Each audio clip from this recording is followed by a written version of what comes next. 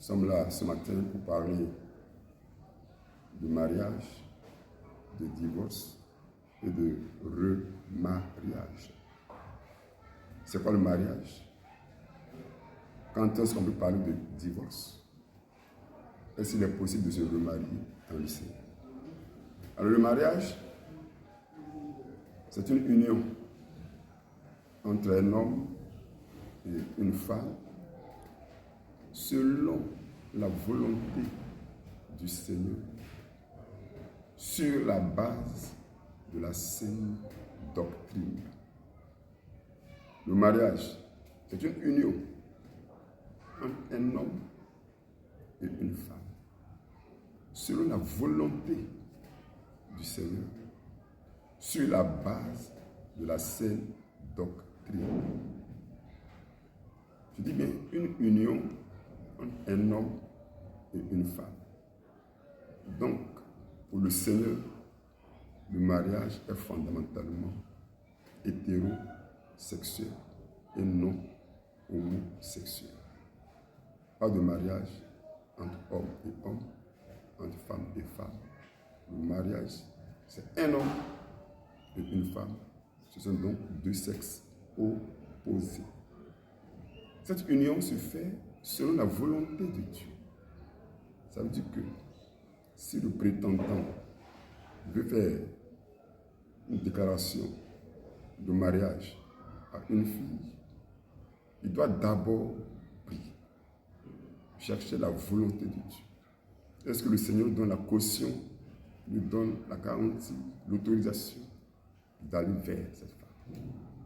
C'est cette conviction qui l'autorise, qui autorise l'homme à faire la déclaration de mariage à la sœur. Quand on n'a pas prié, on n'a pas la conviction, on ne peut pas faire à une sœur une déclaration de mariage. C'est quand le garçon, l'homme, a la conviction de la part du Seigneur, son feu vert, son approbation, qui fait la déclaration à la sœur. Cette déclaration faite à la sœur n'est pas encore le mariage. Laissons la sœur prier. Parce qu'elle est aussi la confirmation que le Seigneur est d'accord. Là, nous sommes dans la volonté du Seigneur. Une union entre un frère et une sœur, selon la volonté du Seigneur. Malheureusement, les gens ne prient pas parce qu'ils aiment la sœur.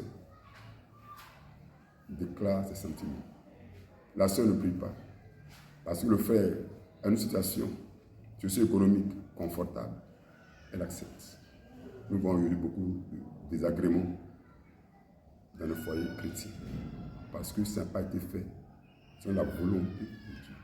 Cette volonté doit maintenant être en conformité avec la saine doctrine. Ça veut dire quoi? Ça veut dire simplement que les prétendants doivent confesser la même foi. La même foi. Dans la mesure où il y a plusieurs dénominations chrétiennes, le mariage se fera sur un accord des deux prétendants concernant la saine doctrine.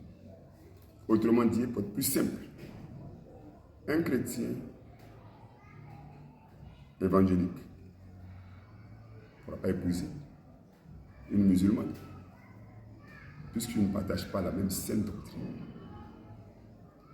Si pour le chrétien, le salut passe par la foi en Jésus-Christ, seul, pour le musulman ou pour la musulmane, ce n'est pas le cas.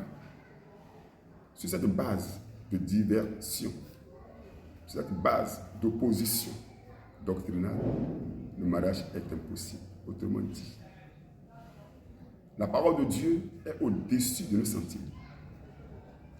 La parole de Dieu est au-dessus de nos sentiments. Je peux aimer une femme, mais dès lors qu'on ne partage pas la sainte doctrine, le mariage est impossible. Il n'est pas question de dire, je la prends, je l'envoie à l'église, je la convertis pour l'épouser. Non. Un chrétien ne peut jamais épouser une non-croyante.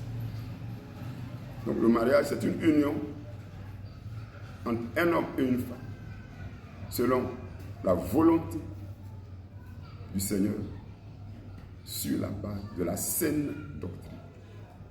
Déjà au milieu chrétien, dans le milieu chrétien, il y a un problème. Est-ce qu'un chrétien évangélique peut épouser une femme catholique? La question est très simple. Est-ce que l'Église catholique, l'Église évangélique, partent à la même saine doctrine, les mêmes pratiques culturelles?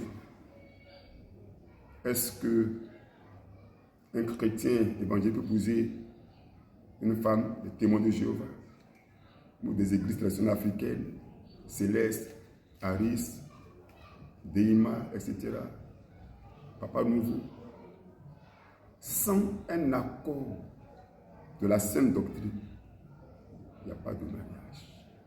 Cela doit être clair. Et cela est indiscutable. Le mariage suppose un accord sur la volonté de Dieu et sur la saine doctrine.